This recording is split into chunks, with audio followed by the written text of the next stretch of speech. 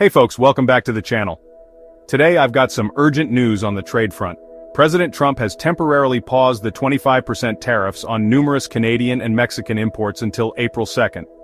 But what does this mean for the US, Canada, and Mexico? Let's break it down.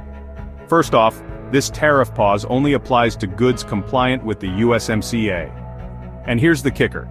Only about 50% of Mexican imports and 38% of Canadian imports meet these standards, so a significant chunk of goods are still affected by the tariffs. Now, why the sudden pause? Trump cited respect for Mexican President Sheinbaum as the reason. However, analysts think these 3 days of tariff uncertainty didn't really secure any policy wins. According to Wolf Research, the short-lived tariffs were more of a disruption than a solution. But the story doesn't end here.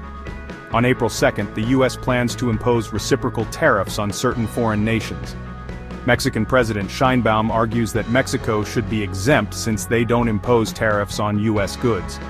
Meanwhile, Commerce Secretary Lutnick hinted that Canada and Mexico might dodge these tariffs if they make progress on combating fentanyl trafficking. Canada, on the other hand, is sticking to its guns.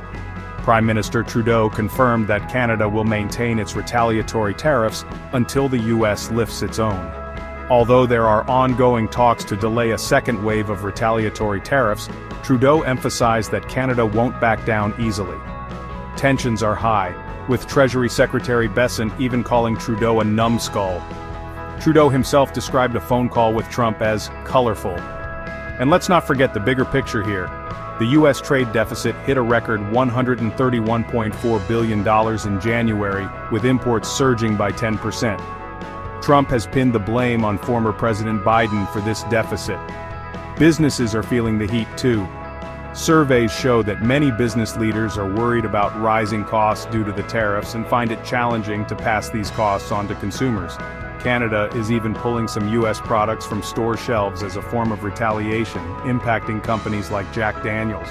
Walmart is seeking price cuts from Chinese suppliers to offset these costs, and the semiconductor industry is particularly vulnerable due to its complex global supply chains.